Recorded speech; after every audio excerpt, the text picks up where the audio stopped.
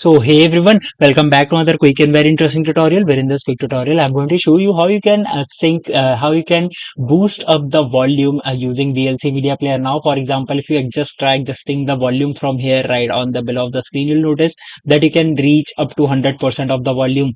That means the 100% of the volume simply refers to the maximum volume that you can reach.